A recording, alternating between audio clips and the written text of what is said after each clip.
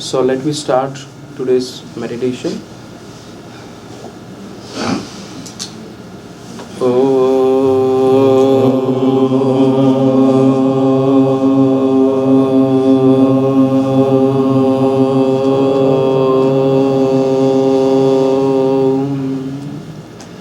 Sat. In yoga, there are some few basic concepts that you have to understand.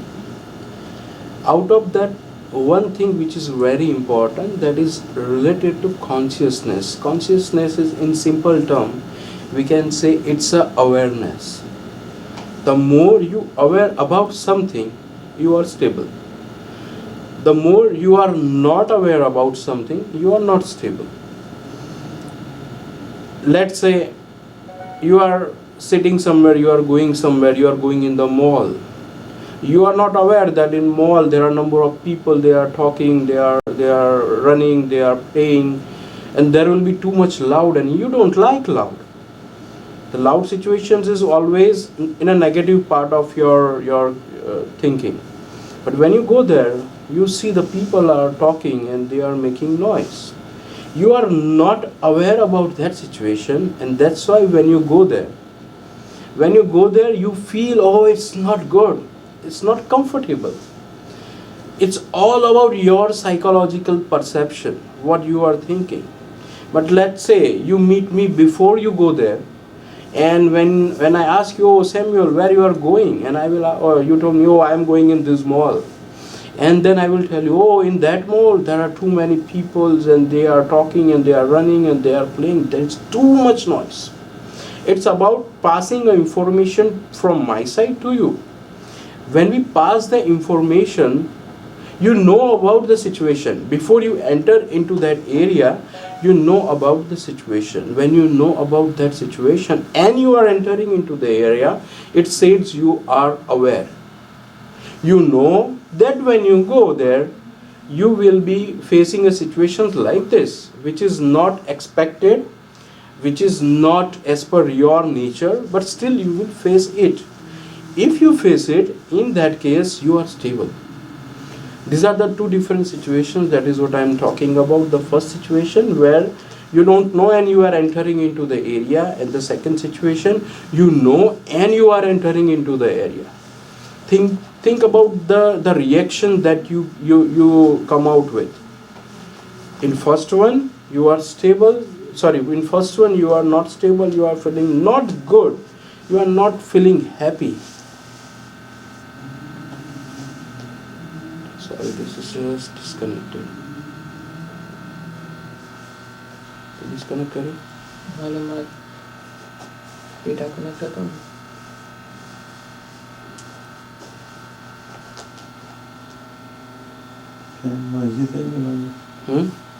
Fan નો અવાજ હા એ કાલે તો મેં શું કે ઓલું મશીન લઈને મેં ધક્કો માર્યો હારતી હા હરિયો હરિયો એ બેટા વિધિ નહીં ખ્યાલ મને ઓળખે હા ઓળખે क्या इंडिया था તમે ક્યાં હું તો ઇન્ડિયા છું અચ્છા યુએસ હતો મને 6 મહિના 6-7 મહિના પછી મને કેનેડામાં આવ્યો છું આ 13મી જવાનું પછી યુએસ છે અચ્છા બરાબર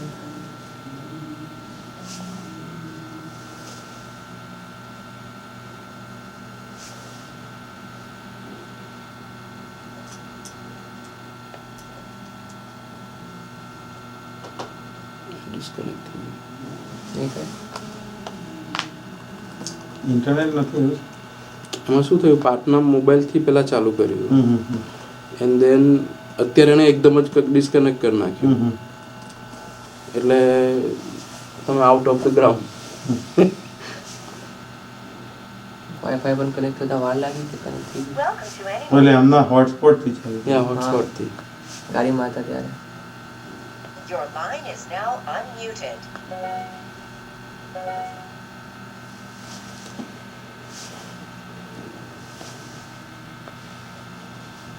Okay, so we are talking about the awareness part. The more you aware about something, you are stable. The more you are not aware about something, you are stable. Second part is that the more you accept those things, you are stable. The more you don't accept those things, I don't accept that there will be sound. If the sound is there, I will not be happy. If this is the situation, you cannot control the situation over there, because it is under not your control. It is already there and it is there. Even if you don't like it, it is there. No one can change it, because this is a specific nature. This is the specific nature of particular that mall. If you want to go in the mall or in the area where there is no noise, in that case you have to select something else where you already know that yes, there will be no noise. So this is what the situation of the awareness. The more you aware, the more you are stable. The more you stable, the more happier feeling you have. Same way, when we talk about yoga, when we talk about meditation, when we talk about spirituality, it's all about spiritual awareness. It's all about spiritual consciousness. In meditation, in yoga, basically our body system works on different modules, different functionalities. We see something and we are happy or we are not happy. We eat something, we are happy or we are not happy. So it's considered that all these sensory organs which is controlled by mind is the you can say, let me give you a small example which was given by Lord Krishna in Gita. What he had said, that when we talk about our mind, it's like chariot. Mind is a chariot where you are standing on that. It's called chariot, right? Rath, chariot. right? It's called chariot. So that means you are the mind is a chariot, and all the sensory organs, let's say my eye, my tongue, my sensory organs, all these things, this is considered as a horse for that chariot. Normally what happens when you talk about a chariot and when you talk about a horse, who is a controller? The person who is sitting on the top. That means the person who is charioteer. He is sitting on the top and he is controlling the horses and he is controlling the chariot. Normally this is the situation. If you talk about the situation which is logical, and according to the requirement of charioteer, the senses will work. The energy that comes from, that is from the person who is standing on particular vehicle. Now normally this is the logical situation, but most of the time it happens. Now I'm not talking about the situation where you are sitting on the chariot and you are controlling it. Now I'm talking about the situation where mind is a particular chariot, the horses are the organs, and the soul is a controller. Soul is controlling how the horses have to go. This is normal reaction or normal understanding. But nowadays, or from the starting, from the beginning, what Lord Krishna said, that see, there are two ways, whether you control or whether they control. Even you talk about husband wife, whether you control or whether they control. You talk about friends, whether you control or whether they control. You decide the plans, let's go out and let's move out, or they decide. But someone have to decide, someone have to be the controller. So here, if the soul is not powerful, it's not observable, it's not under your system, you are not accepting it, you are not understanding it, you are not feeling it, in that case the second option will come, and that is what the horse is. The horses will become a controller. Now they don't accept whatever commands given by the person who is sitting on the chariot. So what happens, the senses forces the chariot to go wherever they want to go, whether he likes or not, whether the person who is sitting on the top, he likes it or not.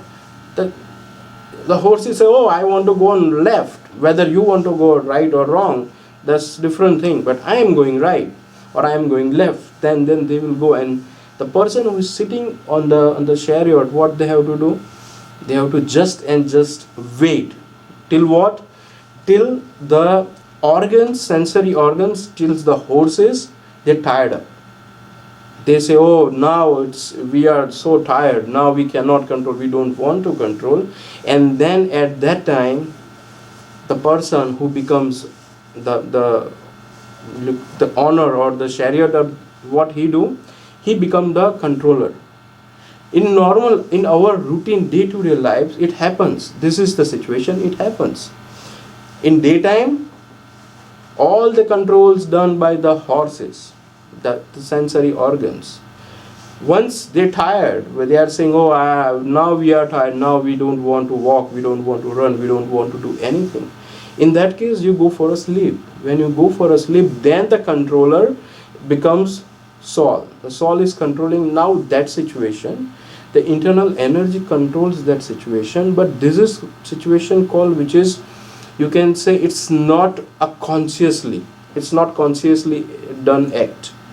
So you're doing everything, you are controlling everything, still you are facing the same situation because you are not doing it consciously, and it will not improve your spiritual consciousness. Yes, you have the understanding and you have the experience of sleep, but it will not help you to go for a higher consciousness, because here the soul is controlling the horses, but at that time horses are already tired, and even they don't have a power to run, so that they just slip down, or they just walk very slowly. And that's why the impressions what is generated during the daytime, that will come out during the night time or during the dreams. Like, let's say if I want to take a very good chocolatey cake for in my daytime, but I was not able to because of any of the situation, whether I don't have a money, whether I don't have a time, or whether no one likes it, and that's why I was not able to take. But it is in my mind, it goes in my mind, I want it.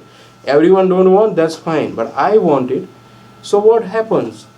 You are looking at it, it's there in your mind. So in night, when you go for a sleep and when you are in dream, suddenly you are at the shop and you are standing and you are looking at it, and you are saying, oh, just give me that cake and I will eat it, and you start eating and you feel so happy. Here your sensory organs are not used, it's already there, but it's in a dormant position. The organs which is used, that is only and only a mental situation, where now there is no physical control, but still you feel the same type of feeling, the same type of expression that comes out from your body. And that's why what our people say, there is one very good example of a person. The person was sleeping. When he was sleeping, he had a dream of, like, he had a dream of a butterfly. He was sleeping and he was feeling that he was a butterfly. At that time, someone tries to kill him, and the butterfly runs so fast and then he runs on right and left and up and down and everything. And ultimately, because of that survival, he just come out of that dream, and then he come to know that, oh, I am not a butterfly, I am a human. And then the next thought that comes into his mind, and what it says that, okay, I was dreaming about a butterfly. At the time when the dream comes, I thought it is a butterfly. I was a butterfly. I was flying. I was feeling the same. But when I come out of that dream, then I feel that I am a human. I am not a butterfly. But when I was there in a dream, at that time I don't know I was a human. So my question is, whether I am a butterfly and dreaming about a human, or I am a human that he is dreaming about a butterfly. So because both way I feel the same expression, same, my experience is the same. When I was a butterfly, experience is same like butterfly, and when I am right now a human, I am feeling like a human. I don't know. So the thing is, ultimately we have to be aware of the situation, we have to aware of the environment, and that's why we are doing meditation. If you think that what we are doing in meditation, we are doing just and just observation, nothing else. Whatever is coming in, whatever sounds comes in, whatever people are coming, people are going, everything we have to observe. This is the one part I am talking about. The other part is, you are sitting in and your body reacts. Your body makes noise, different noise, and these noises are coming out, these feelings are coming out, and still you are observing it. So what happens, the more you observe, the more you aware, the more you see everything and not reacting anything, your consciousness level will change. And in short, when we talk about the yoga philosophy, it says that when we are becoming aware, automatically there are three different nadis in our body. The first nadi, that is called Ida, that is a cold one. The second one, which is called the Pingla, that is on the right hand side. So Ida and Pingla, these are the two nadis. Ida and Pingla normally works with the physical world. When we talk about Ida nadi, that means the left side of the body, and which is considered as a cold nadi or cold system, when you have to think anything which is related to mind, where you don't have to use your body, at that time normally the Ida system starts working. Opposite to that, if you start working physically, you want to hold something, you have to put it somewhere, you have to do physical work, sensory organal work, then in that case, yes, the right nadi will start working. These are the two normal situations which you require during your normal materialistic life. But when you are going for any type of spiritual progress, any type of spiritual activities, Ida or Pingla will not work for you. But what happens when you sit in for a meditation, when you are doing any type of spiritual practices, automatically Ida or Pingla, that try to stabilize themselves. Once both are stable and both are at the same point, let's say if you have to calculate 100 per 100 in three parts, then you have to say 33.33%. So when we talk about the three system, Ida, Pingla, and the in middle one, which is called Sushumna, so normally it is 50-50%. 50 is on the Ida side, 50 on the Pingla side. When we talk about more mental activities, 80% goes on Ida side. When we do more physical work, 80% goes on Pingla side and 20% remains on the other side. But when we start doing any type of spiritual practices, automatically the both will come at the level where both are at 55%, and automatically the last system which starts working, what it makes every system possible. Like it makes Ida 33.33, Pingla 33.33, and the in middle system Sushumna at 33.33. That means all the systems, they are working together, cold feeling, hot feeling, and the stable feeling. And this Sushumna, which is considered as a part of the word called Turiya Avastha. Turiya na શું કહેવાય એનું? vegetable? No, not vegetable. તુરિયા અવસ્થા કહેવાય છે ગુજરાતીમાં એને. Turiya is like situation where you are aware, you are more aware of the situation.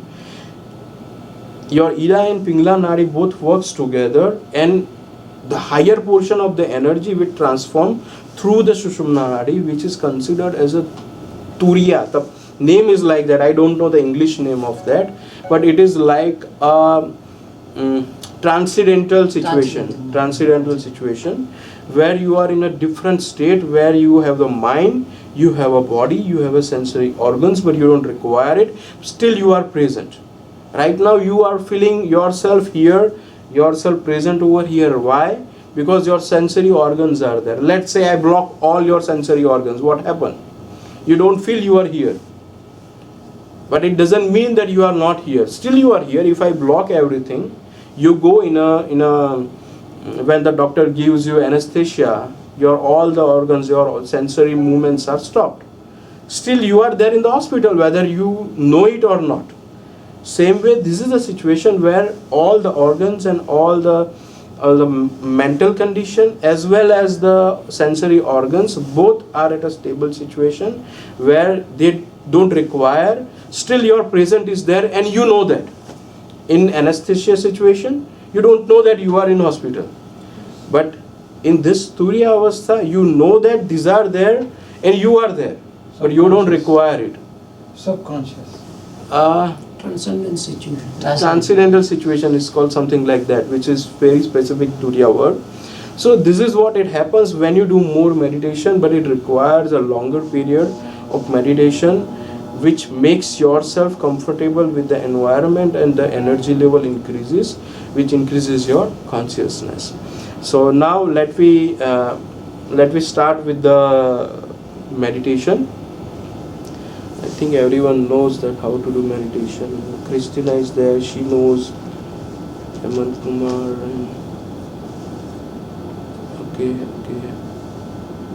Okay. So let me start doing meditation. Do you have any questions before doing meditation, or everything is fine? Here on online session, anyone have any questions? Yeah. You said normally sometimes your mind is like a chariot, and sometimes it controls the body, and sometimes the body or the sensory controls the mind. So during the day when you're active, let's say you're doing a job or something like that, is it normal that your body is more in control, or should it be your soul that's in control all the time? Okay, it's not about the controlling part. Right. It's about awareness. Okay, you should know that it's going like that. When you are talking about physical world, yes, you have to, but it never go wild. The horses have to run, they have to run, then and then only the meaning of chariot is there, right? But when you talk about a situation where they are going wild, they are not under control, they are just going, oh, I don't listen anything, I am going on this way and I will. So this is a situation which is out of control and where the mind is controlling everything. But when you are becoming aware of the situation, the soul is present over there. When the horses know the soul is there, it's not about forcing them, it's not about like jabardasti karo so kya hai na, horses kya, right? Okay, it's not about trying to control them, it's about his presence. He knows that, like the horses knows that the soul is present. Just by getting that information, automatically the horses will be under control, but they have to know. Same way, when we talk about our mind, our physical activities, yes, it is there and it should be there, but it doesn't mean anything that is the only way. You should know about it. It is called Shakshi Bhav. It's called be witness situation. The situation that I am talking about right now, this is called be witness situation. In the be witness situation, everything is going on. You have to just be an observer of that situation. I am not saying you don't have to be angry. You have to be angry if it is required. But if it is required, it's not about the situation comes up, you don't like it and you are saying, oh, why it's happening. This is what is out of control. But situation comes up, now you decide, okay, this is not a right thing going on and I have to tell them. I have to tell them anyway. Otherwise they will do again. This is what your concept. And that's why you are getting angry on those people. This is a different thing, and you are getting angry, that is a different thing. In first situation, you are unstable, you don't know what is going on. In second situation, you are stable, you know what is going on and you are doing by yourself. But the physical reaction is not a part of particular that event. You are doing is, that's why you are stable. Someone else is doing, that means you are not stable. So this is how normally in day-to-day life this will help you. When you sit in meditation, we are observing it for half an hour. Okay. The mind I am not saying that the thoughts are coming and thoughts will stop during meditation. I am saying stops, like the thoughts will come and sometimes it becomes more powerful. Even it becomes more powerful, what they do? during the time of meditation, thoughts are very powerful. What they do? They just comes and they have to go. After 1 second or after 10 minutes, they have to go. They cannot control because you are sitting in meditation, you are observing it. So this is one learning session that you had experienced in your meditation. This 10 minutes of the controlling of your thought, the thoughts will take you somewhere. You are sitting here. Let me give you a small example. I was in India. I was working as a professor, and there is one student who is looking at me like I'm giving lecture of some topic, and he's looking at me like this, and I can see from his eye he's there but he's not there. So I had seen him and I have asked him, hello. He said, oh yes. I said, where you were when you are before this second, where you were? He said, no, I am here. I am sitting here listening to you. I said, no, I know, I understand that you were not here. Where you were? Oh, I was in canteen. I was eating something. Mentally, right? I was eating some stuff and making myself happy because I am hungry. So I am looking at you, my eyes and my ears looking towards you. Still, I am in canteen, I am eating something and I am feeling happy.